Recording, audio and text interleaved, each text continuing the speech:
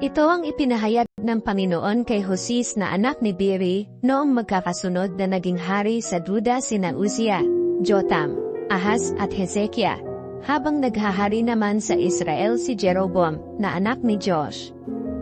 Ito ang unang sinabi ng Panginoon kay Joses, mag-asawa ka ng babaeng nangangalunya, at ang inyong mga anak ay ituturing na mga anak ng babaeng nangangalunya. Ito ang magiging larawan ng kataksilan ng aking mga mamamayan sa akin na kanilang Panginoon, dahil sa pagsamba nila sa mga Diyos-Diyosan. Kaya nagpakasal si Joses kay Gomer na anak ni Diblaim. Hindi nagtagal, nabuntis si Gomer at nanganak ng isang lalaki. Sinabi ng Panginoon kay Joses, Jezreel ang ipangalan mo sa bata, dahil hindi na magtatagal at parurusahan ko ang hari ng Israel dahil sa ginawang pagpatay ng ninuno niyang si Jehu sa lungsod ng Jezreel. Wawakasan ko na ang kaharian ng Israel. 5 sa araw na yon, ipapalupig ko ang mga sundalo ng Israel doon sa lambak ng Jezreel. Muling nabuntis si Gomer at nanganak ng isang babae. Sinabi ng Panginoon kay Joses, Lo-ruhama ang ipangalan mo sa bata, dahil hindi ko kaawaan ni patatawarin ang mga mamamayan ng Israel. Pero kaawaan ko ang mga mamamayan ng Juda. Ako, ang Panginoon nilang Diyos, ang magliligtas sa kanila sa pamamagitan ng kapangyarihan ko at hindi sa pamamagitan ng digmaan ng pana, espada, mga kabayo o mga ngabayo. Nang maawat na ni Gomer si Lo-ruhama sa pagsuso, nabuntis ulit siya at nanganak ng lalaki. Sinabi ng Panginoon kay Joses, Lo-ami ang ipangalan mo sa bata, dahil ang mga mamamayan ng Israel ay hindi ko na mga mamamayan at ako ay hindi na nila Diyos. Pero darating ang araw na kaawaan ko sila at pagpapalain, dadami sila tulad ng buhangin sa taybing dagat na hindi kayang takalin o bilangin. Sa ngayon ay tinatawag silang kayo'y hindi ko mga mamamayan, sila'y tatawaging mga anak ng Diyos na buhay. Magkakasamang muli ang mga mamamayan ng Juda at ng Israel, at pipili sila ng isang pinuno. Muli silang unlad sa kanilang lupain. Napakasaya ng araw na yon para sa mga taga-Jezreel. Kaya tawagin niyo ang inyong kapwa Israelita na aking mga mamamayan at kinaawaan. Mga anak, sawayin niyo ang inyong ina dahil iniwan na niya ako na kanyang asawa. Sabihin niyo na dapat tigilan na niya ang pangangalunya. Kung hindi siya titigil ay huhubaran ko siya, at ang kahubaran niya ay gaya noong siya ay isinilang. Gagawin ko siyang parang desyerto o ilang, at pababayaang mamatay sa uhaw. Negatibo 5 at kayong mga anak niya ay hindi ko kaawaan, dahil mga anak kayo ng babaeng nangangalunya. Nakakahiya ang ginagawa ng inyong inang nagsilang sa inyo. Sinabi pa niya, hahabulin ko ang aking mga lalaki na nagbibigay sa akin ng pagkain, tubig, telang lana at linen, langis, at inumin. Kaya babakuran ko siya ng matitinik na mga halaman para hindi siya makalabas. 7 habulin man niya ang kanyang mga lalaki, hindi niya maabutan. Hahanapin niya sila, pero hindi rin niya makikita. Pagkatapos, sasabihin niya, babalik na lang ako sa asawa ko, dahil higit na mabuti ang kalagayan ko noon sa piling niya kaysa sa ngayon. Hindi niya naisip na ako ang nagbigay sa kanya ng mga butil, ng bagong katas ng ubas, langis, at maraming pilak at ginto na ginawang rebulto ni Baal na kanilang Diyos-Diyosan. Kaya pagdating ng tag-ani, ay babawiin ko ang mga butil, at ang bagong katas ng ubas na aking ibinigay. Babawiin ko rin ang mga telang lana at linen na ibinigay ko, na sana'y pantakip sa kanyang kahubaran. At ngayon, ilalantad ko ang kanyang kahalayan sa harap ng kanyang mga lalaki, at walang makapagliligtas sa kanya mula sa aking mga kamay. Wawakasan ko na ang lahat ng espesyal na araw ng pagsamba na ginagawa niya taon-taon, buwan-buwan, at linggo-linggo. Sisirain ko ang mga ubasan niya, at mga puno ng igos na ibinayad daw sa kanya ng kanyang mga lalaki. Gagawin ko itong parang gubat at kakainin ng mga mababangis na hayop sa gubat ang mga bunga nito. Parurusahan ko siya, dahil may mga panahong nagsusunog siya ng mga insenso sa Diyos-Diyosang si Baal. Nagsuot siya ng mga alahas at humabol sa kanyang mga lalaki, at kinalimutan niya ako. Ako, ang Panginoon, ang nagsasabi nito. Pero masdan mo, dadalhin ko siya sa ilang at muling liligawan hanggang sa mapaibig ko siyang muli. Pagbalik namin, ibabalik ko sa kanya ang mga ubasan niya, at ang lambak ng Akor ay gagawin kong daanan na magpapaalala ng magandang kinabukasan. At sasagutin niya ako katulad ng ginawa niya noong panahon ng kanyang kabataan, noong kinuha ko siya sa lupain ng Egipto. Sinabi ng Panginoon sa mga Israelita, sa araw na iyon ng inyong pagbabalik sa akin, tatawagin niyo ako na inyong asawa, at hindi na niyo ako tatawaging Baal. Hindi ko na hahayaang banggitin niyo ang mga pangalan ni Baal. Sa araw na iyon, makikipagkasundo ako sa lahat ng uri ng hayop na huwag nila kayong sasaktan. Aalisin ko sa lupain ng Israel ang lahat ng sandata tulad ng mga pana at espada. At dahil wala ng digmaan, matutulog kayong ligtas at payapa. Ituturing ko kayong asawa magpakailanman. Gagawin ko sa inyo ang matuwid at tama. Mamahalin ko kayo at kaawaan. Itatalaga ko sa inyo ang aking sarili ng buong katapatan, at kikilalanin na ninyo ako bilang Panginoon. Sa araw na iyon, sasagutin ko ang mga dalangin niyo. Ako, ang Panginoon, ang nagsasabi nito. Magpapadala ako ng ulan upang tumubo sa lupa. Ang mga trigo, ubas, at mga olibo para sa inyo na tinatawag na Jezreel. Patitirahin ko kayo sa inyong lupain bilang mga mamamayan ko. Kaawaan ko kayong tinatawag na Loruhama, at tatawagin ko kayong aking mga mamamayan kayong tinatawag na Lo-ami. At sasabihin niyo na ako ang inyong Diyos. Sinabi ng Panginoon sa akin, umalis ka at ipakita mong muli ang pagmamahal mo sa iyong asawa kahit na nangangalo niya siya. Mahalin mo siya katulad ng pagmamahal ko sa mga mamamayan ng Israel, kahit na sumasamba sila sa ibang mga Diyos at gustong maghandog sa kanila ng mga tinapay na may mga pasas. Kaya binili ko siya sa halagang 15 pirasong pilak at 4 na sakong sebada. At sinabi ko sa kanya, makisama ka sa akin ng mahabang panahon, at huwag ka nang sumiping sa ibang lalaki. Kahit ako ay hindi muna sisiping sa iyo. Nangangahulugan ito na sa mahabang panahon ang mga Israelita ay mawawala ng hari, pinuno, mga handog, alaalang bato, espesyal na damit sa panghuhula, at mga Diyos-Diyosan. Pero sa bandang huli, magbabalik loob silang muli sa Panginoon nilang Diyos at sa lahi ni David na kanilang hari. Buong pagalan silang lalapit sa Panginoon dahil sa kanyang kabutihan. Kayong mga Israelitang naninirahan sa lupain ng Israel, pakinggan niyo ang paratang ng Panginoon laban sa inyo. Wala ni isa man sa inyong lupain ang tapat, nagmamahal, at kumikilala sa akin. Sa halip, laganap ang paggawa ng masama sa kapwa, pagsisinungaling, pagpatay, pagnanakaw at pangamalunya. Laganap ito kahit saan, at sunod-sunod ang patayan. Dahil dito, natutuyo ang inyong lupain, at ang mga naninirahan doon ay namamatay, pati mga hayop ang lumalakad, lumilipad, at ang lumalangoy. Pero walang dapat sisihin at usigin, kundi kayong mga pari.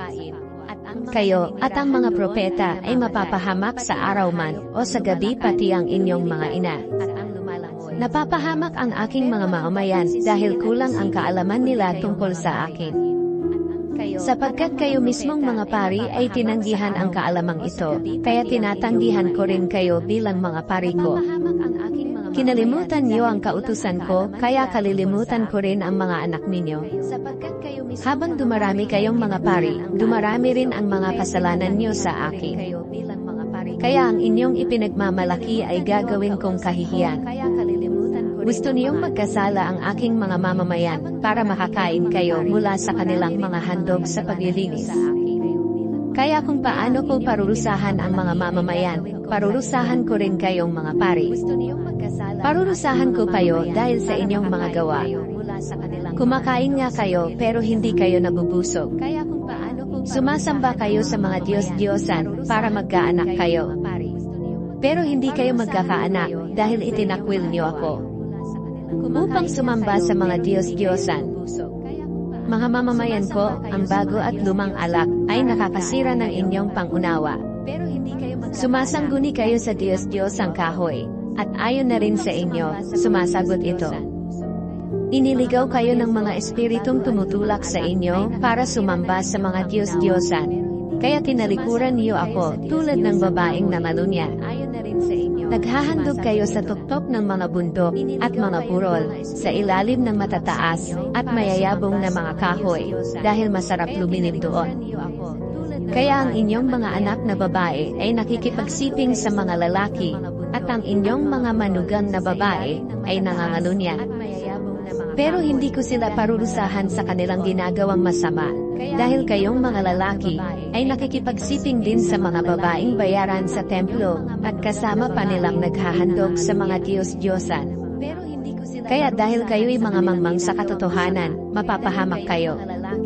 Mga taga-Israel, kahit na ako'y tinalikuran niyo tulad ng babaeng nangalunya, huwag na niyong idamay ang mga taga-Juda. At kayong mga taga-Juda, huwag kayong pumunta sa Gilgal at sa Bet-Aven para sumamba sa akin, o gumawa ng mga pangako sa aking pangalan. Sapagkat matigas ang ulo ng mga taga-Israel, katulad ng dumalagang baka na ayaw sumunod. Kaya paano ko sila mababantayan, tulad ng mga tupang nasa pastulan? Sumamba sila sa mga Diyos-Diyosan, kaya pabayaan na lang sila. Pagkatapos nilang uminom ng inuming nakakalasing, nakikipagsiping sila sa mga babae. Gustong-gusto ng kanilang mga pinuno ang gumawa ng mga nakahihiyang bagay. Kaya lilipulin sila na parang tinatangay ng malakas na hangin, at mapapahiya sila dahil sa kanilang paghahandog sa mga Diyos-Diyosan. Sinabi pa ng Panginoon, makinig kayo, mga mamayan ng Israel, pati na kayong mga pari at sambahayan ng hari, dahil ang hatol na ito ay laban sa inyo, para kayong bitad, dahil ipinahamak ninyo ang mga mamayan ng Mispa at Tabor. Nagre-rebelde kayo sa akin, at gusto niyong pumatay, kaya didisiplinahin ko kayong lahat. Alam ko ang lahat ng tungkol sa inyo, na mga taga-Israel. Wala kayong maililihim sa akin. Sumasamba kayo sa mga Diyos-Diyosan, kaya naging marumi kayo. Ang inyong masasamang gawain ang pumipigil sa inyo, upang magbalik loob sa akin na inyong Diyos. Sapagkat nasa puso ninyo ang espiritong nag-udyok sa inyo, para sumamba sa mga Diyos-Diyosan, at hindi niyo ako kinikilalang Panginoon. Ang pagmamataas niyo ay nagpapatunay na dapat kayong parusahan. At dahil sa mga kasalanan niyo, mapapahamak kayo, kayong mga taga-Israel, kasama ang mga taga-Juda. Maghahandog kayo ng mga tupa, kambing, at mga baka sa paglapit niyo sa akin. Pero hindi niyo mararanasan ang presensya ko, dahil itinakwil ko na kayo. Nagtaksil kayo sa akin, dahil nagkaanak kayo sa labas. Kaya lilipulin ko kayo at sisirain ko ang lupain niyo sa loob lamang ng isang buwan. Hipan niyo ang mga trumpeta, para bigyang babala ang mga tao sa Gibea at Rama. Iparinig ang sigaw ng digmaan sa Bet-Aven.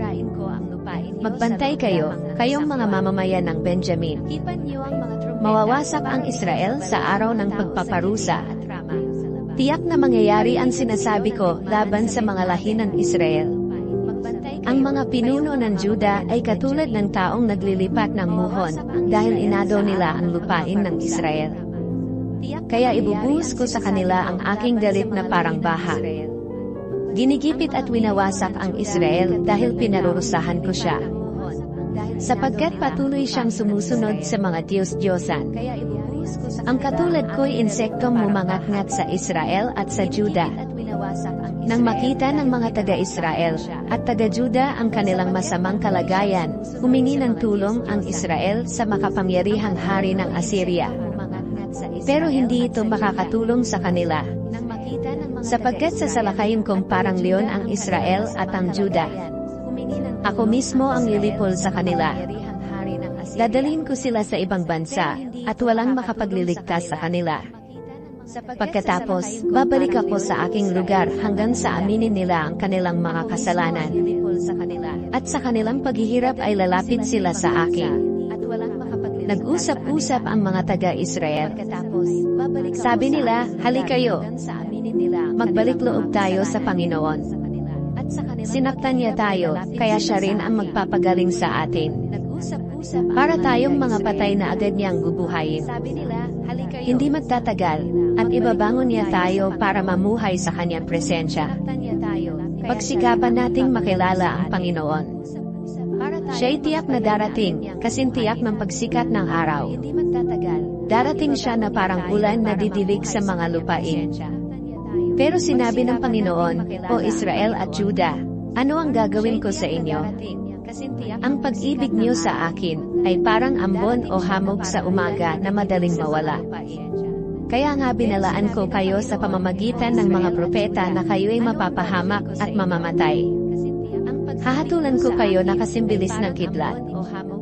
Sapagkat hindi ang inyong mga handog ang nais ko, kundi ang inyong pagmamahal. Mas nanaisin ko pang kilalanin niyo ako kaysa sa mag-alay kayo ng mga handog na sinusunog. Pero tulad ni Adan, sinira ninyo ang kasunduan natin. Nagtaksil kayo sa akin dyan sa inyong lugar. Ang bayan ng Gilead ay tirahan ng masasamang tao at mga mamamatay tao. Ang inyong mga pari ay parang mga tulisan na nag-aabang ng kanilang mabibiktima. Pumapatay sila sa daan patungo sa Shechem at gumagawa ng marami pang nakakahiyang gawain. Mga taga-Israel, kakilakilabot ang nakita ko sa inyo. Sumasamba kayo sa mga Diyos-Diyosan, kaya naging marumi kayo. Kayo ring mga taga-Juda ay nakatakda ng parusahan. Gusto ko sanang ibalik ang mabuting kalagayan ng aking mga mamamayan. Gusto ko sanang pagalingin ang mga taga-Israel. Pero ang nakikita ko sa kanila ay ang kanilang mga kasamaan. Nandaraya sila, pinapasok ang mga bahay para nakawan, at nanghuhold up sa mga daan. Hindi nila naiisip na hindi ko nakakalimutan ang kanilang mga kasamaan. Hanggang ngayon ay nakatali pa sila sa kanilang mga kasalanan, at nakikita pong lahat ito. Napapasaya nila ang kanilang hari, at mga pinuno sa kanilang kasamaan at kasinungalingan. Lahat sila'y mga taksil. Para silang mainit na pugon na ang apoy, ay hindi na kailangang paningasin ng panadero mula sa oras ng pagmamasa ng harina hanggang sa ito'y umalsa. Nang dumating ang karawan ng kanilang hari, nilasing nila ang mga opisyal nito. At pati ang hari ay nakipag-inuman na rin sa kanyang mga mapamhusga na mga opisyal. At habang papalapit sila sa hari, at sa kanyang mga opisyal para patayin, nagniningas ang kanilang galit na parang mainit na pugon. Bago pa sila sumalakay, magdamag ang kanilang pagtitimpi ng kanilang galit, kaya kinaumagahan para na itong nagniningas na apoy. Galit na galit silang lahat na parangang nagniningas na pugon. Kaya pinatay nila ang kanilang mga pinuno. Bumagsak lahat ang kanilang mga hari, pero wala ni isa man sa kanila ang humingi ng tulong sa akin.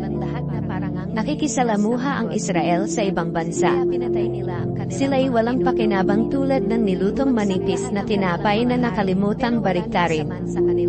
Inuubos ng mga taga-ibang bansa ang kanilang kakayahan, pero hindi nila ito namamalayan.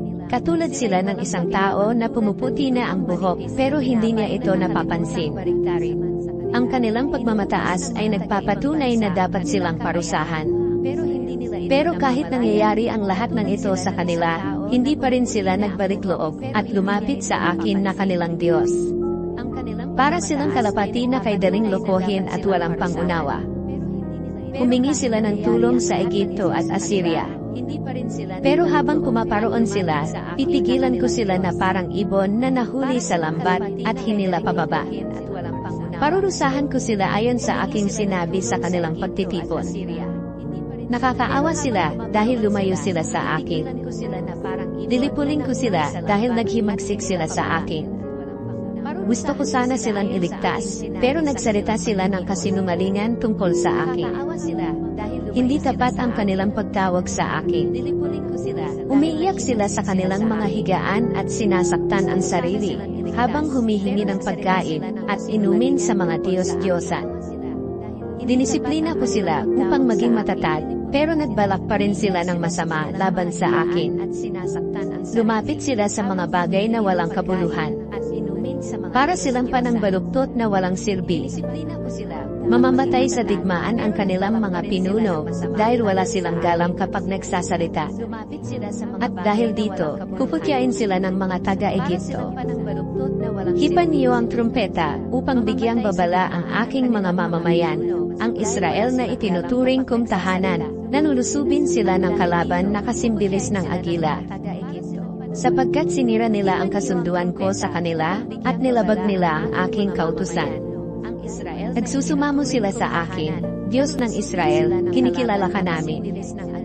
Pero itinakwil nila ang mabuti, kaya hahabulin sila ng kanilang kalaban.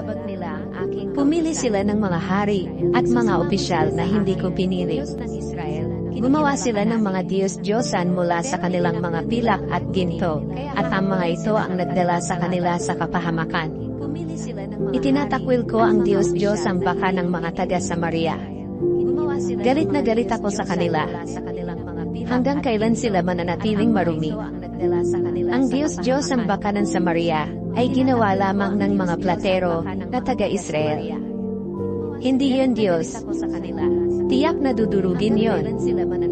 Para silang naghahasik ng hangin at nag-aani ng buhawi, para ring trigo na walang uhay, kaya walang makukuhang pagkain. At kung mamumungaman, taga-ibang bansa naman ang lalamon nito. Ang Israel ay parang nilamon ng ibang bansa. At ngayong nakikisalamuha na siya sa kanila, para na siyang kasangkapang walang silbi. Para siyang asnong gubat na nag-iisa at naliligaw. Humingi siya ng tulong sa Assyria, binayaran niya ang kanyang mga kakamping bansa para ipagtanggol siya. Pero kahit na nagpasakop siya sa mga bansang iyon, titipunin ko ngayon ang kanyang mga mamamayan at parurusahan. At magsisimula na ang kanilang paghihirap sa pang-aapi ng isang hari at ng mga opisyal niya. Nagpagawa nga sila ng maraming altar para sa mga handog sa paglilinis, pero doon din sila gumawa ng kasalanan. Marami akong ipinasulat na kautusan para sa kanila, pero ang mga ito'y itinuring nilang para sa iba at hindi para sa kanila. Naghahandog sila sa akin, at kinakain nila ang karneng handog, pero hindi ako nalulugod sa kanila. At ngayon alalahanin ko ang kanilang kasamaan at parurusahan ko sila dahil sa kanilang mga kasalanan. Babalik sila sa Egipto. Kinalimutan ng mga taga-Israel ang lumikha sa kanila. Sila at ang mga taga-Juda ay nagtayo ng mga palasyo, at maraming napapaderang bayan. Pero susunugin ko ang kanilang mga lungsod at ang matitibay na bahagi nito. Sinabi ni Hosias, kayong mga taga-Israel, tigilan na niyo ang inyong mga pagdiriwang katulad ng ginagawa ng mga taga-ibang bansa. Sapagkat sumasamba kayo sa mga Diyos-Diyosan at lumalayo sa inyong Diyos. Kahit sa anggiikan ng trigo ay ipinagdiriwang niyo ang mga ani na itinuturing ninyong bayad sa inyo ng mga Diyos-Diyosan dahil sa inyong pagsamba sa kanila. Pero sa bandang huli, maubusan kayo ng mga trigo at bagong katas ng ubas.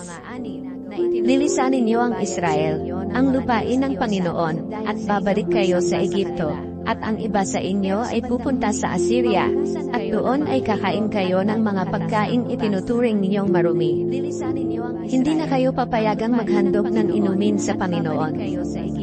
Maghandog man kayo ng mga handog, ay hindi rin siya malulugod. At ang sino mang kumain ng mga handog na iyan ay ituturing na marumi, dahil katulad ito ng pagkain sa bahay ng namatayan. Ang inyong mga pagkain ay para lamang sa inyong sarili, at hindi maaaring ihandog sa templo ng Panginoon. Kung ganoon, ano ngayon ang inyong gagawin kapag dumating ang mga espesyal na araw ng pagsamba o mga pista upang parangalan ang Panginoon? Kahit na makatakas kayo sa kapahamakan, Titipunin pa rin kayo sa Egipto at ililibing sa Memphis. Matatakpan ng mga damo at matitinik na halaman ang inyong mga mamahaling kagamitang pilak at ang inyong mga tolda. Mga taga-Israel, dumating na ang araw ng inyong kaparusahan, ang araw na gagantihan kayo sa inyong mga ginawa. At tiyak na malalaman niyo na dumating na nga ito. Sinasabi niyo, ang propetang iyan ay hangal, isang lingkod ng Diyos na nasisiraan ng ulo.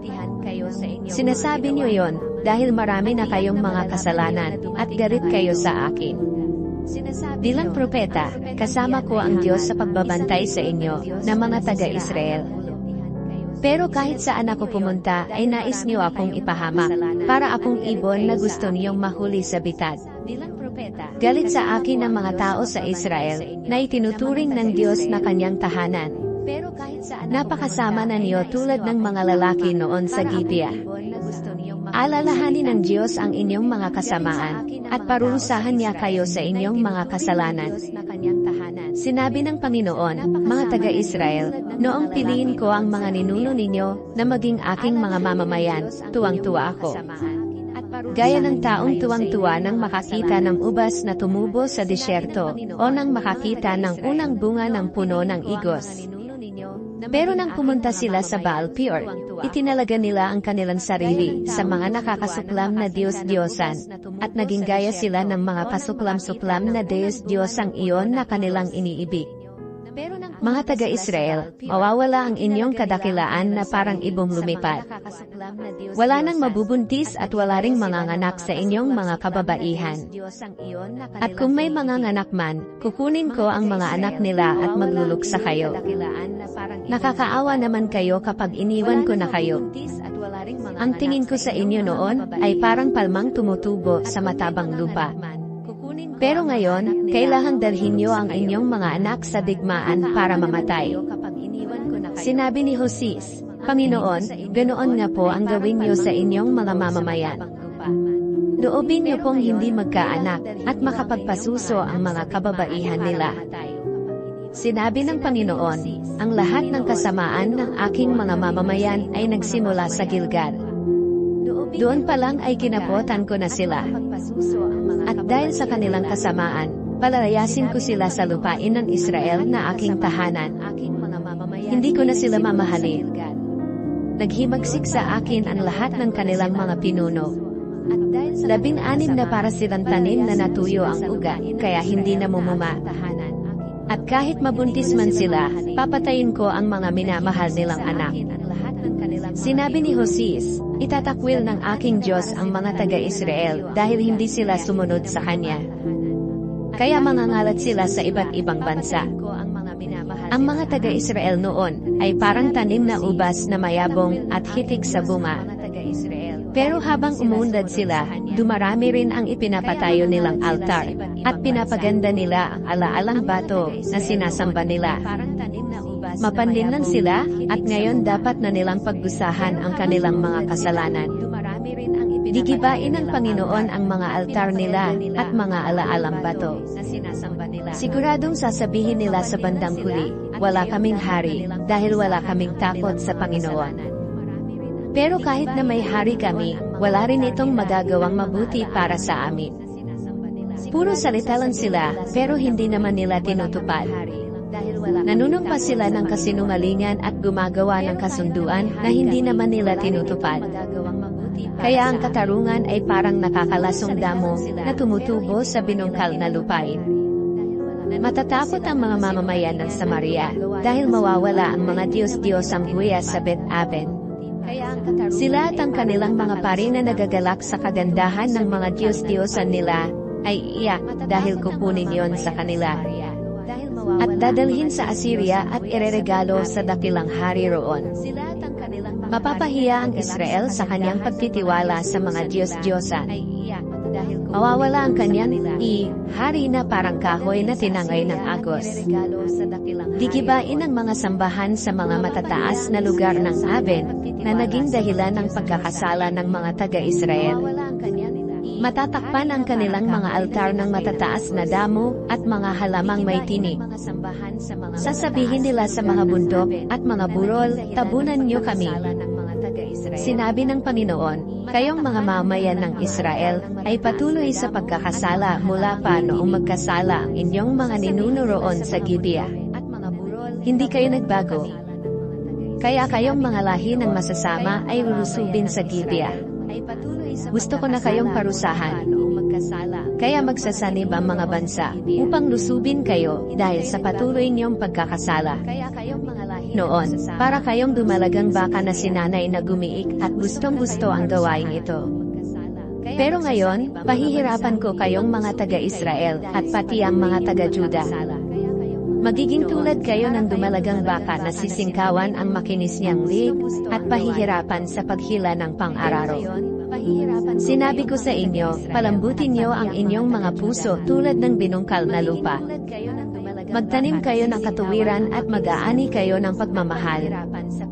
Sapagkat panahon na para magbalik loob kayo sa akin, hanggang sa aking pagdating, at paulanan ko kayo ng tagumpay. Pero nagtanim kayo ng kasamaan, kaya nag-ani rin kayo ng kasamaan. Nagsinungaling kayo, at iyan ang bunga ng inyong kasamaan. At dahil sa nagtitiwala kayo sa sarili niyong kakayahan, tulad halimbawa sa maraming niyong mga kawal, darating ang digmaan sa inyong mga mamamayan, at magigiba ang inyong mga napapaderang lungsod.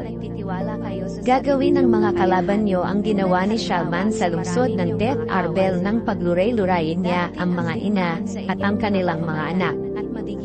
Ganyan din ang mangyayari sa inyong mga taga-Bethel, dahil sukdulan na ang kasamaan ninyo. Sa pagbubukang liwayway, siguradong mamamatay ang hari ng Israel. Sinabi ng Panginoon, minahal ko ang Israel noong kabataan niya.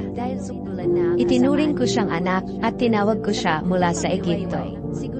Pero ngayon, kahit na patuloy kong tinatawag ang mga mamamayan ng Israel, lalo pa silang lumayo sa akin. Naghahandog sila, at nagsusunog ng mga insenso sa Diyos-Diyosang si Baal. Ako ang nag-alaga sa kanila. Inakay ko sila at tinuruang lumakad, pero hindi nila kinilala na ako ang kumalinga sa kanila. Pinatnubayan ko sila ng buong pagmamahal, tulad ng isang taong nag-aangat ng pamatok sa baka upang mapakain ito. Pero dahil ayaw nilang bumalik sa akin, babalik sila sa Egipto, at paghaharian sila ng Assyria. Lulusubin ng mga kalaban ang kanilang mga lungsod at sisirain ang mga tarangkahan ng pintuan nito. Wawakasan ng mga kaaway ang lahat nilang balak. Nagpa siyang lumayo sa akin ang aking mga mamamayan. Kaya kahit nasama-sama pa silang dumulog sa akin, hindi ko sila tutulungan. Mga taga-Israel, hindi ko kayo magagawang itakwil o pabayaan na lang. Hindi ko kayo magagawang lipulin ng lubusan, gaya ng ginawa ko sa mga lungsod ng Adma at Zeboim. Hindi matatanggap ng aking kalooban na gawin ko ito sa inyo. Awang-awa ako sa inyo. Hindi ko na ipadarama ang matindi kong galit, hindi ko na gigibain ang Israel, dahil ako ay Diyos at hindi tao. Ako ang banal na Diyos na kasama niyo. Hindi ako paparito sa inyo ng may galit. Susunod kayo sa akin, kapag umatungal ako na parang leon. At kapag umatungal na ako, dali-dali kayong uwi mula sa kanluran. Mabilis kayong darating na parang mga ibon mula sa Egipto, o parang mga kalapating mula sa Assyria. Pauwiin ko kayong muli sa inyong mga tahanan. Ako, ang Panginoon, ang nagsasabi nito. Sinabi pa ng Panginoon, palagi akong pinagsisinungalingan at niloloko ng mga taga-Israel. Ang mga taga-Juda ay patuloy na lumalayo sa akin, ang Diyos na banal at tapat. Ang mga taga-Israel ay umaasa sa mga walang kwentang bagay. Buong araw nilang hinahabol ang mga bagay na nagdadala sa kanila sa kapahamakan. Lalo pa silang naging malupit at sinungaling. Nakikipagkasundo sila sa Assyria at sa Egipto, kung kaya niregaluhan nila ang Egipto ng langis. May mga paratang din ang Panginoon laban sa mga taga-Juda na lahi ni Jacob. Parurusahan niya sila ayon sa kanilang pag-ugali, gagantihan niya sila ayon sa kanilang mga ginawa.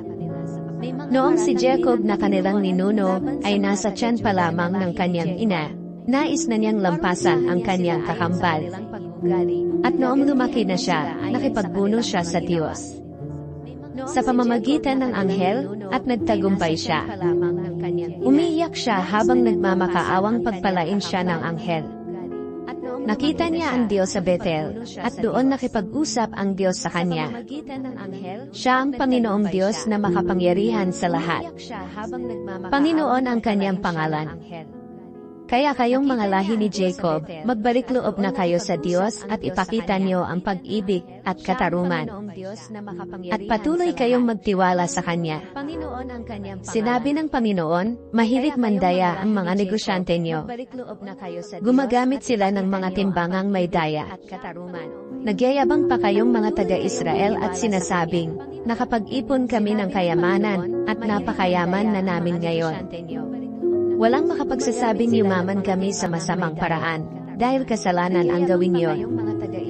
Kaya ako, ang Panginoon niyong Diyos na naglabas sa inyo sa Egipto, ay nagsasabi, patitirahin ko kayong muli sa mga kubol gaya ng ginagawa niyo noon sa panahon ng pista ng pagtatayo ng mga kubol. Nakipag-usap ako sa mga propeta at binigyan ko sila ng maraming pangitain. Sa pamamagitan nila, nagbabala ako sa inyo na mapapahamak kayo. Pero patuloy pa rin ang mga taga-Gilead sa kanilang kasamaan, at sila ay naging walang kabuluhan. At ang mga taga-Gilgal naman ay naghahandog ng mga toro sa kanilang mga Diyos-Diyosan. Kaya gigibain ang kanilang mga altar, at ito'y magiging bunton ng mga bato na kinuha sa inararong bukirin. Tumakas si Jacob at pumunta sa Aram at doon naglingkod bilang pastol para magkaasawa. Sa pamamagitan ng propetang si Moises, inilabas ko kayong mga Israelita sa Egipto, at inalagaan. Dahil marami kayong pinatay, ginalit niyo ako na inyong Panginoon. Kaya parurusahan ko kayo, at pagbabayarin sa paglapastangan niyo sa akin. Noong una, kapag nagsalita ang lahi ni Ephraim, nanginginig sa takot ang ibang mga lahi ng Israel dahil tinitingala nila ang lahi ni Ephraim. Pero nagkasala ang mga mamamayan nito, dahil sumamba sila sa Diyos-Diyosang si Baal. Kaya nga namatay sila. Hanggang ngayon, kayo na tinatawag na Ephraim, ay patuloy pa rin sa paggawa ng kasalanan. Gumagawa kayo ng mga Diyos-Diyosan mula sa inyong mga pilak upang sambahin. Pero ang lahat ng ito ay gawa lamang ng tao, at ayon lang sa kanyang naisip. Sinasabi pa ninyo na maghahandog kayo ng tao sa mga Diyos-Diyosang baka, at hahalik sa mga ito.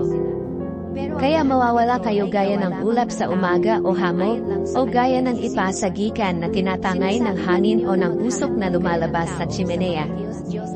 Ako ang Panginoon na inyong Diyos na naglabas sa inyo sa Egipto. Wala kayong kikilalaning Diyos at tagapagligtas maliban sa akin.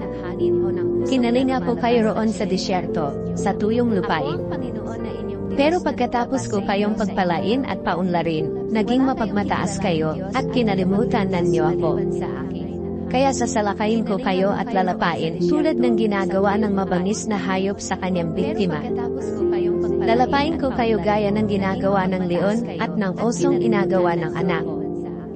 Babantayan ko kayo sa daan at sasalakayin, tulad ng hayop na leopardo. Pupuksain ko kayong mga taga-Israel, dahil ako na nagligtas sa inyo, ay kinalaban ninyo.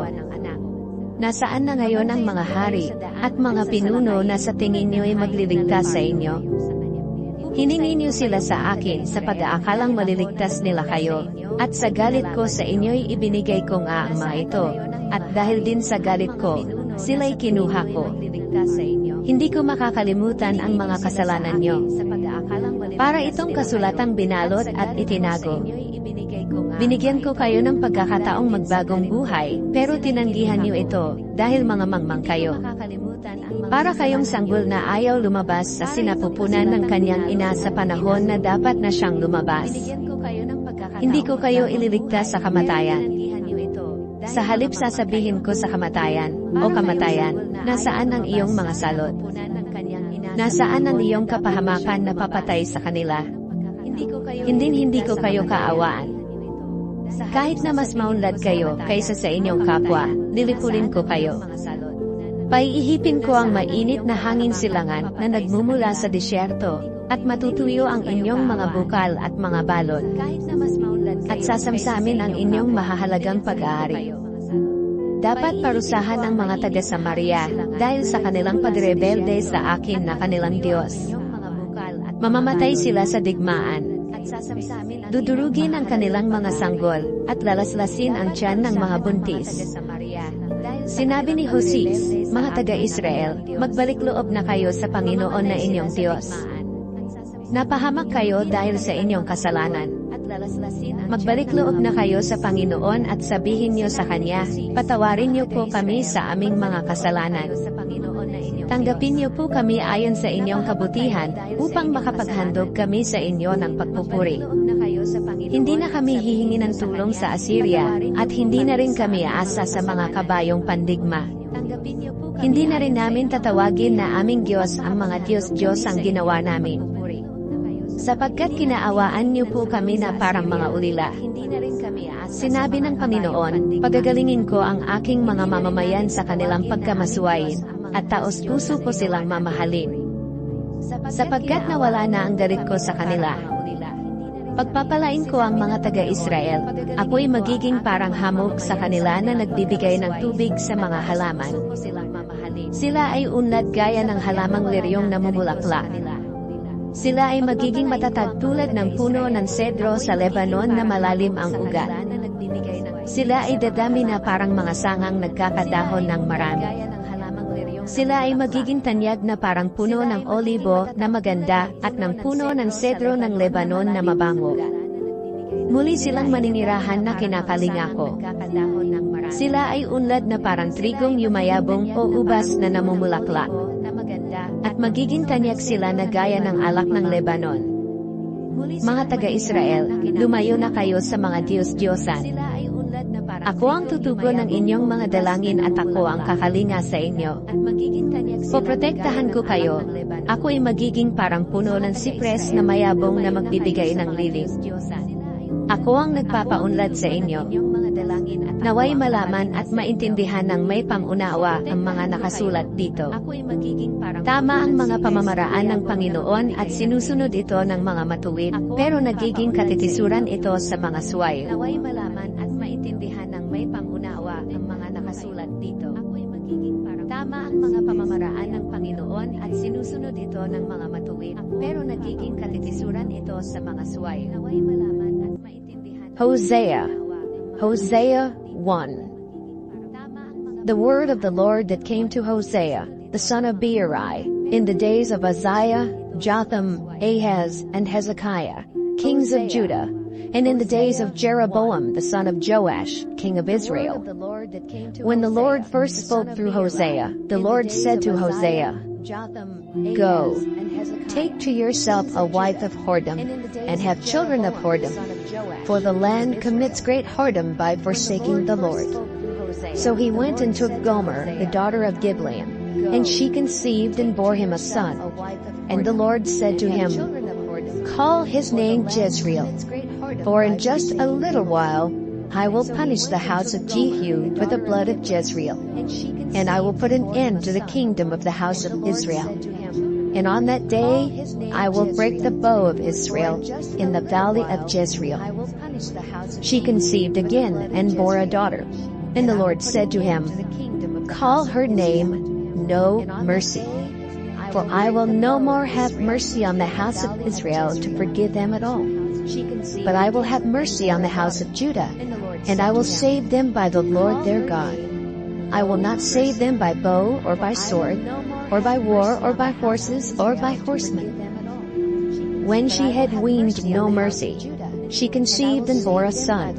And the Lord said, Call his name Not My People, for you are not my people, and I am not your God. Yet the number of the children of Israel shall be like the sand of the sea, which cannot be measured or numbered. And in the place where it was said to them, You are not my people, it shall be said to them, Children of the living God. And the children of Judah and the children of Israel shall be gathered together, and they shall appoint for themselves one head, and they shall go up from the land For great shall be the day of Jezreel. The children of Judah and the children of Israel shall Hosea be gathered 2. together, and they shall appoint for themselves Say one to your head, brothers, and they you shall are go up my from the people, land, and for to your great sisters, shall be the day you have of received mercy. Plead with your mother, plead, for she is not my wife, and I am not her husband, that she put away her whoring from her face, and her adultery from between her breasts, lest I strip her naked, and make her as in the day she was born, and make her like a wilderness, and make her like a parched land, and kill her with thirst. Upon her children also I will have no mercy, because they are children of whoredom. For their mother has played the whore. She who conceived them has acted shamefully. For she said, I will go after my lovers, who give me my bread and my water, my wool and my flax, my oil and my drink. Therefore I will hedge up her way with thorns, and I will build a wall against her, so that she cannot find her paths. She shall pursue her lovers, but not overtake them. And she shall seek them, but shall not find them. Then she shall say, I will go and return to my first husband, for it was better for me then than now. And she did not know that it was I who gave her the grain, the wine, and the oil, and who lavished on her silver and gold, which they used for Baal. Therefore I will take back my grain in its time, and my wine in its season. And I will take away my wool and my flax, which were to cover her nakedness. Now I will uncover her lewdness in the sight of her lovers, and no one shall rescue her out of my hand. And I will put an end to all her mirth, her feasts, her new moons, her Sabbaths, and all her appointed feasts. And I will lay waste her vines and her fig trees, of which she said, These are my wages, which my lovers have given me. I will make them a forest, and the beasts of the field shall devour them. And I will punish her for the feast days of the Baals, when she burned offerings to them, and adorned herself with her ring and jewelry, and went after her lovers, and forgot me, declares the Lord. Therefore, behold, I will allure her, and bring her into the wilderness, and speak tenderly to her. And there I will give her her vineyards, and make the valley of Achor a door of hope. And there she shall answer as in the days of her youth, as at the time when she came out of the land of Egypt. And in that day, declares the Lord, you will call me my husband, and no longer will you call me my Baal. For I will remove the names of the Baals from her mouth, and they shall be remembered by name no more. And I will make for them a covenant on that day with the beasts of the field, the birds of the heavens, and the creeping things of the ground. And I will abolish the bow, the sword, and war from the land, and I will make you lie down in safety. And I will betroth you to me forever. I will betroth you to me in righteousness and in justice, in steadfast love and in mercy. I will betroth you to me in faithfulness, and you shall know the Lord. And in that day I will answer, declares the Lord. I will answer the heavens, and they shall answer the earth, and the earth shall answer the grain, the wine, and the oil, and they shall answer Jezreel. And I will sow her for myself in the land. And I will have mercy on no mercy, and I will say to not my people, you are my people, and he shall say, you are my God. And I will have mercy on no mercy. Hosea 3.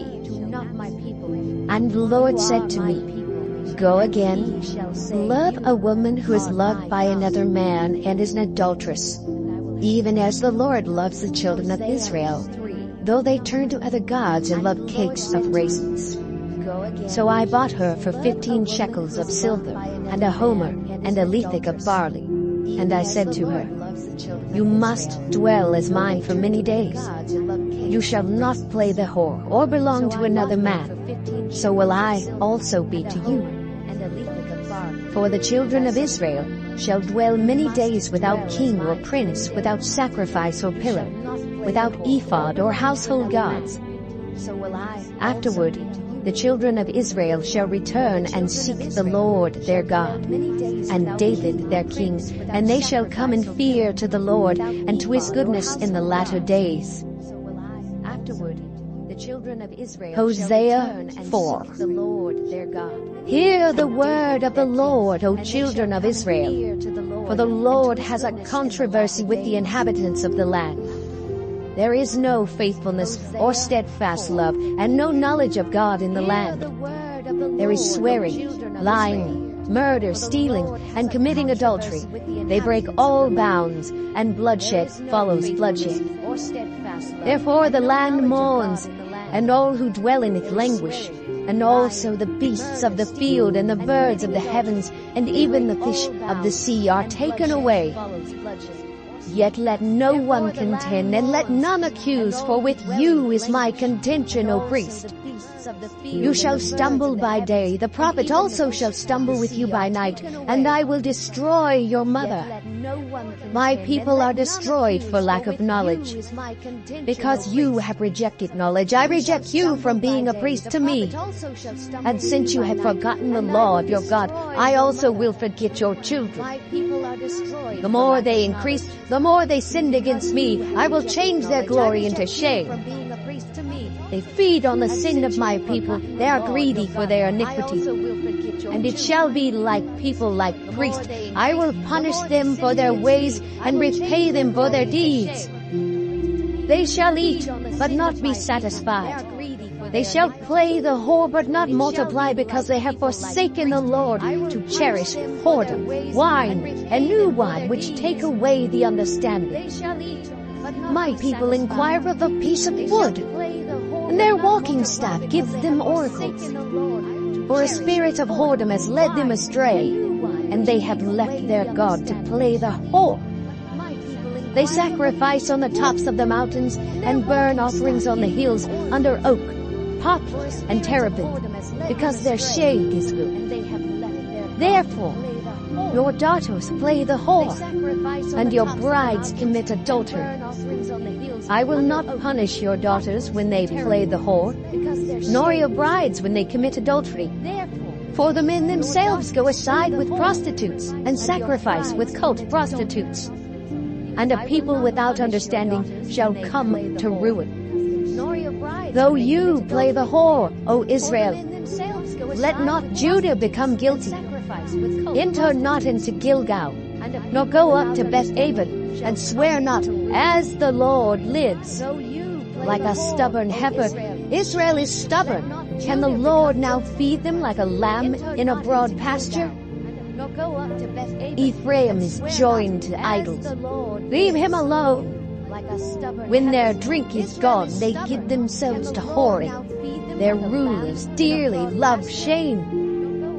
A wind has wrapped them in its wings, and they shall be ashamed because of their sacrifices. Hosea 5. Hear this, O priests. Pay attention, O house of Israel. Give ear, O house of the king, for the judgment is for you. For you have been a snare at Mizpah, and a net spread upon Tabor.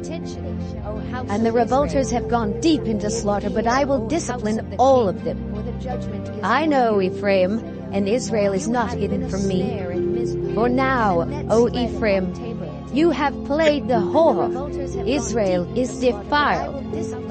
Their deeds do not permit them to return to their God.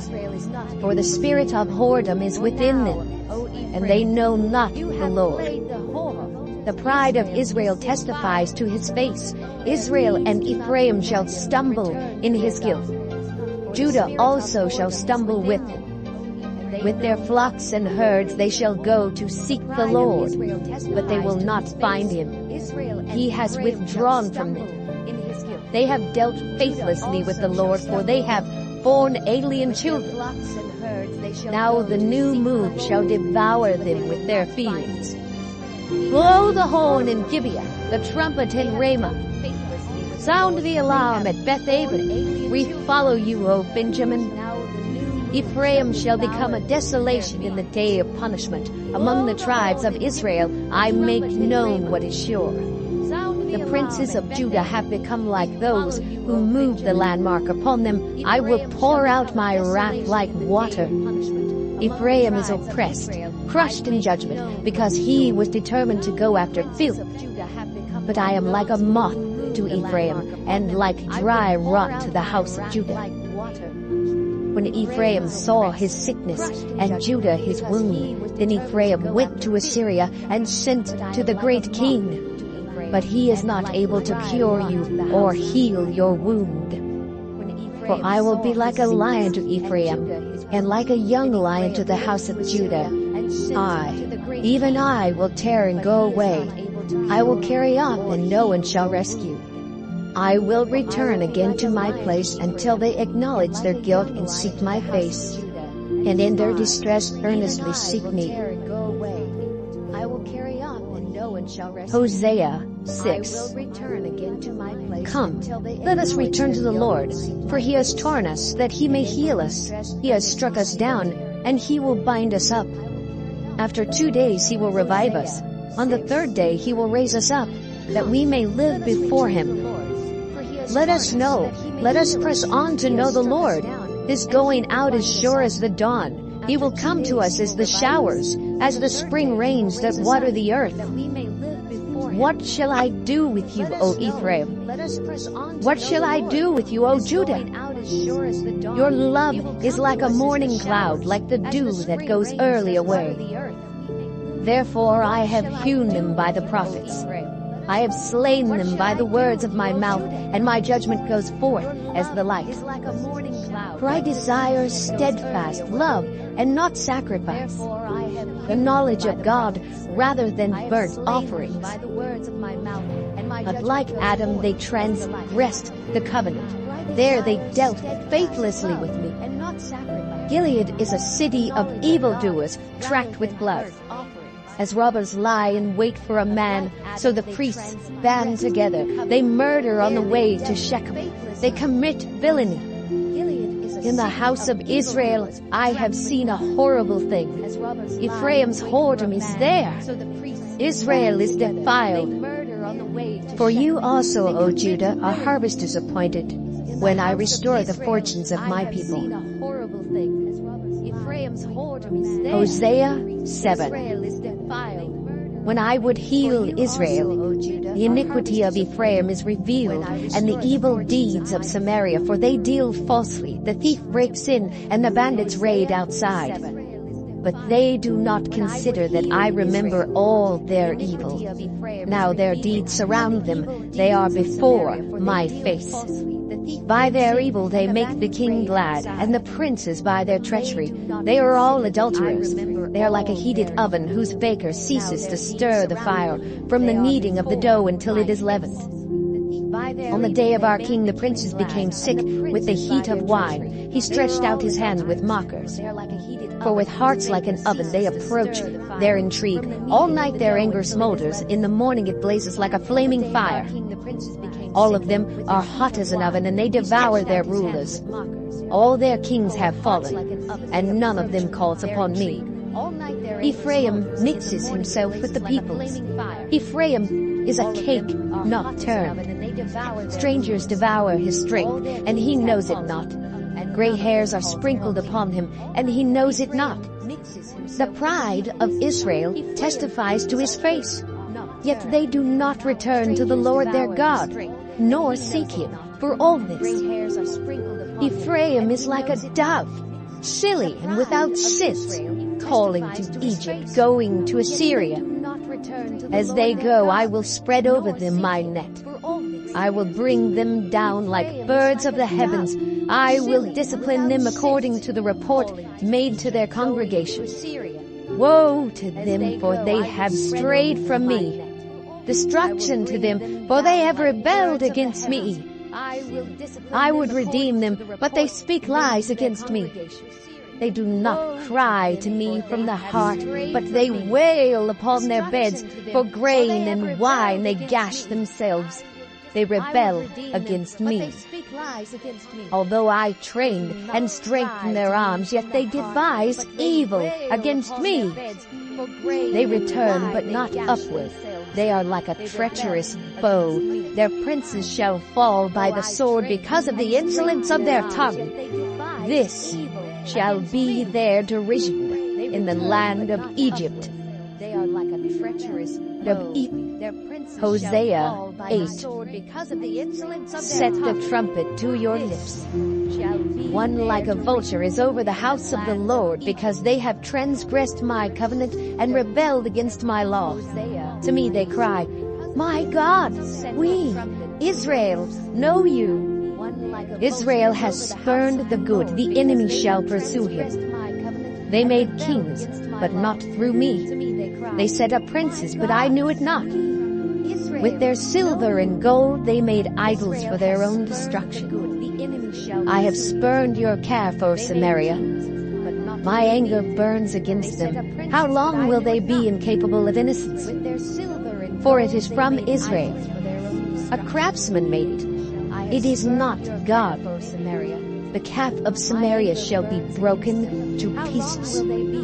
For they sow the wind, and they shall reap the whirlwind. The standing grain has no heads, it shall yield no flour. If it were to yield, strangers would devour it.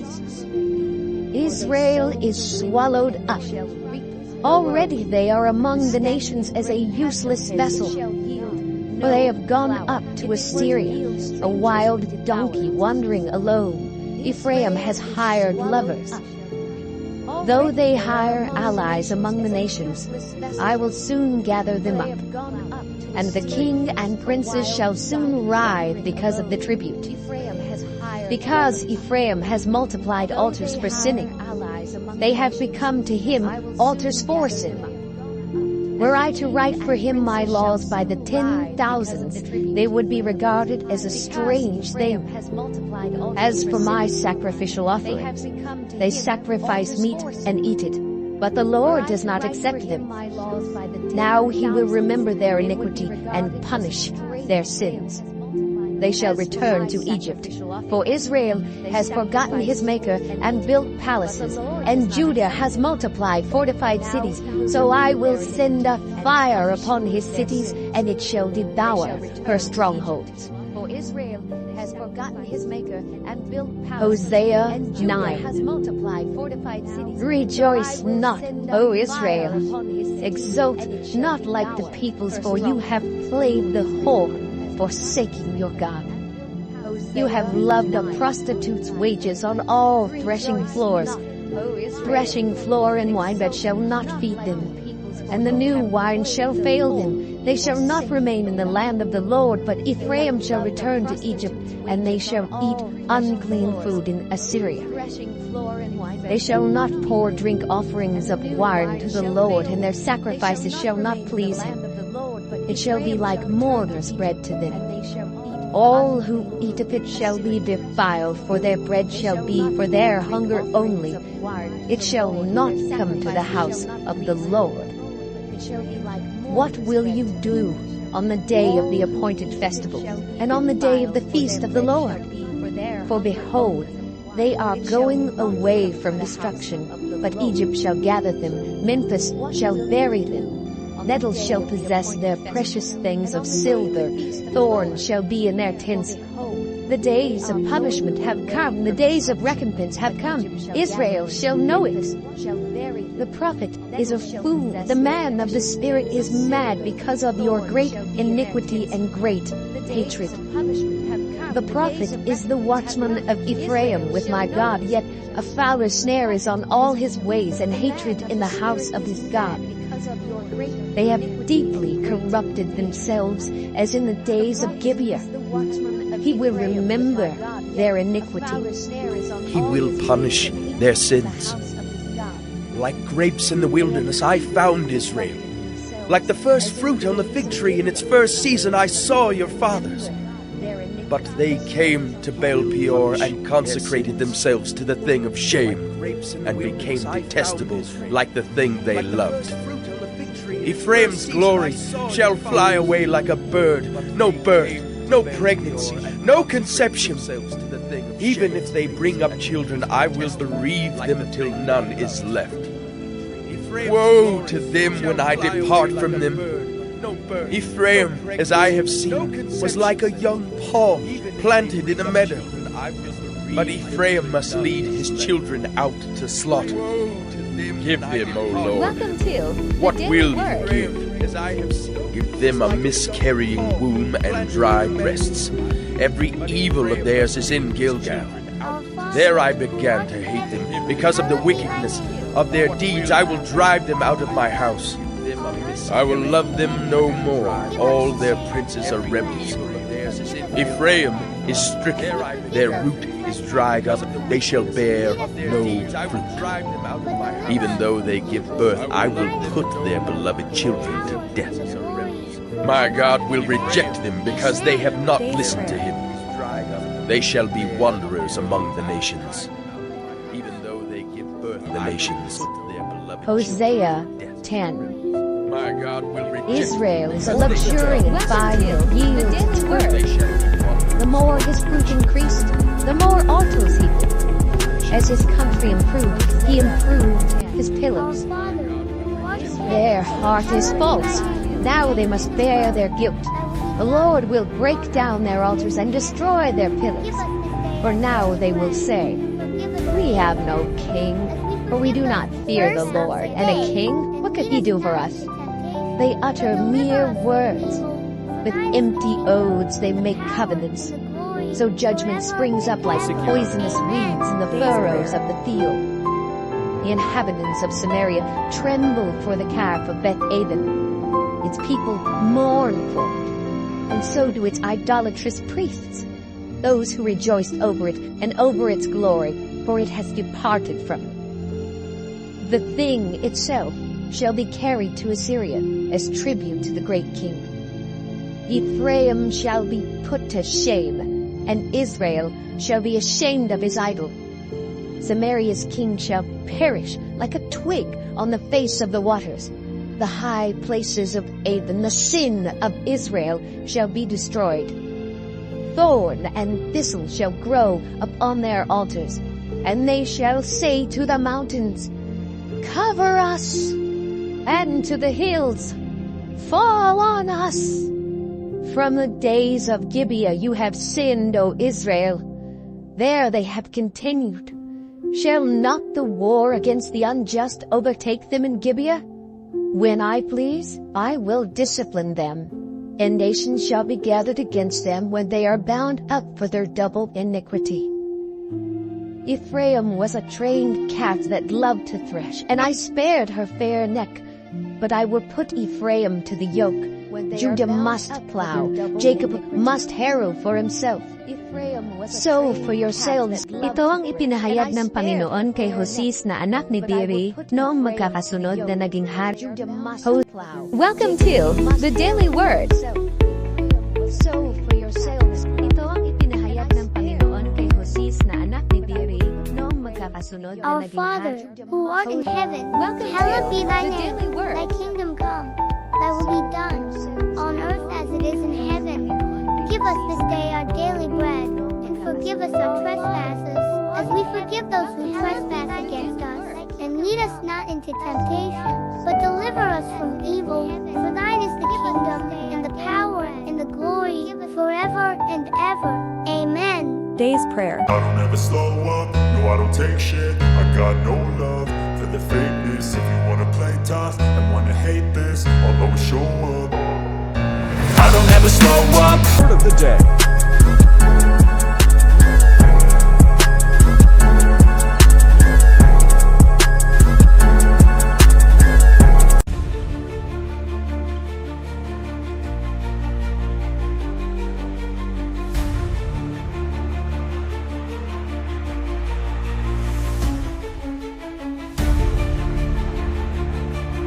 Verse of the day.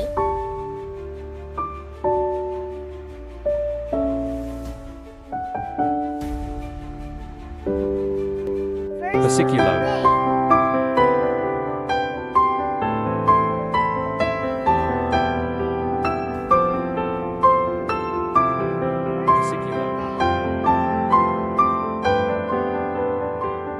Reflections.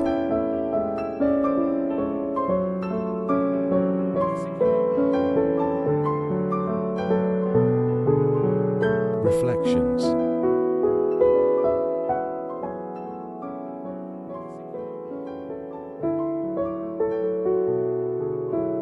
Reflections.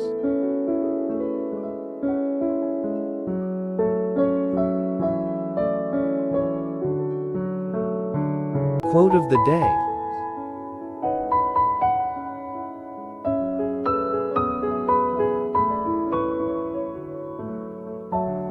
Quote of the day.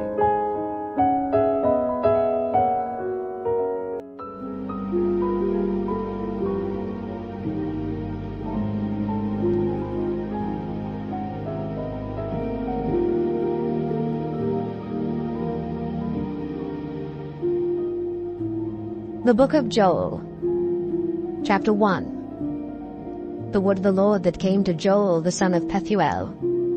Hear this, ye old men, and give ear, O ye inhabitants of the land. Hath this been in your days, or even in the days of your fathers? Tell ye your children of it, and let your children tell their children, and their children another generation.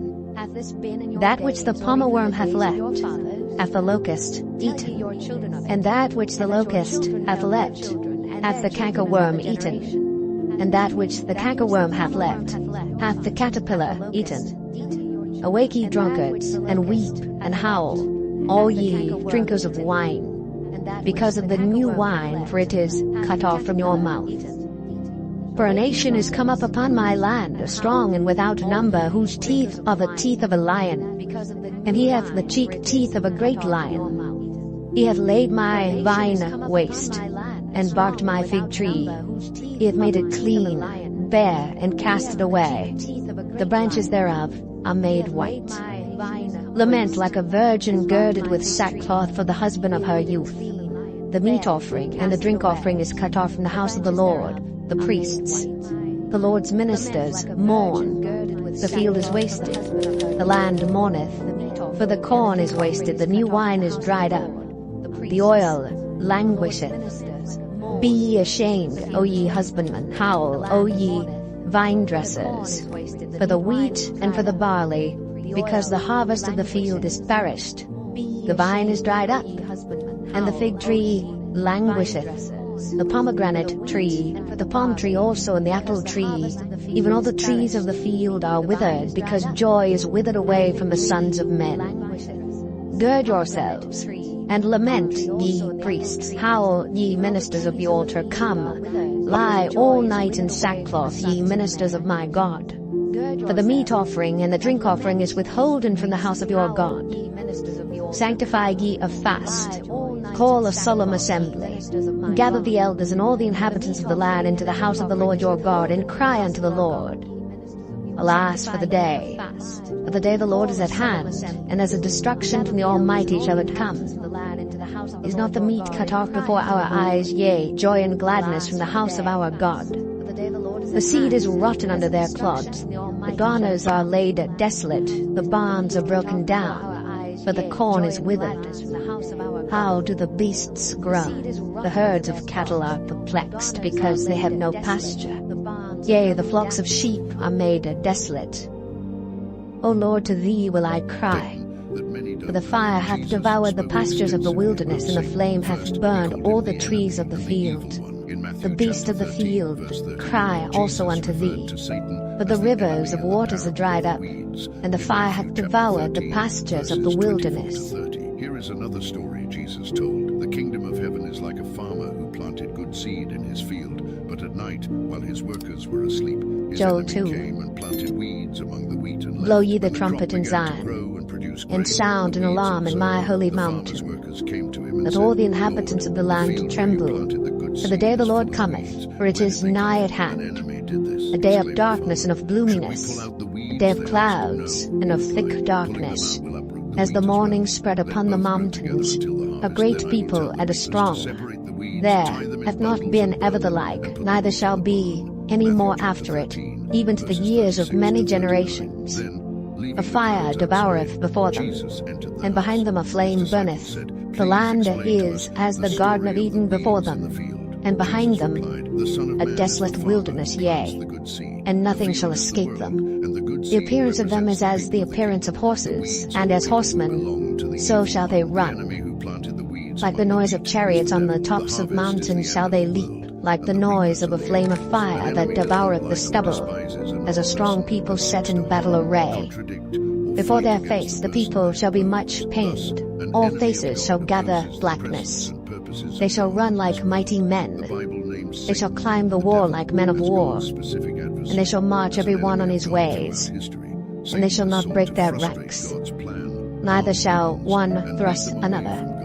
They shall walk every one in his path, and when they fall upon the sword, they shall not be wounded. They shall run to and fro in the city, they shall run upon the wall, they shall climb up upon the houses, they shall enter in at the windows like a thief. The earth shall quake before them, the heavens shall tremble, the sun and the moon shall be dark, and the stars shall withdraw their shining. And the Lord shall utter his voice before his army, for his camp is very great, for he is strong that executeth his word. For the day of the Lord is great and very terrible, and who can abide it? Therefore also now, saith the Lord, turn ye even to me with all your heart, and with fasting, and with weeping, and with mourning, and rend your heart, and not your garments, and turn unto the Lord your God. For he is gracious and merciful, slow to anger, and of great kindness, and repenteth him of the evil. Who knoweth if he will return and repent, and leave a blessing behind him, even a meat offering and a drink offering unto the Lord your God? Blow the trumpet in Zion, sanctify a fast, call a solemn assembly, gather the people, sanctify the congregation, assemble the elders, gather the children, and those that suck the breasts. Let the bridegroom go forth of his chamber, and the bride out of her closet.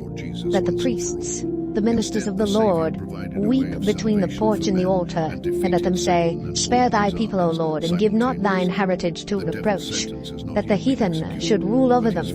Wherefore should they say among the people, where is their God? Then will the Lord be jealous for his land, and pity his people.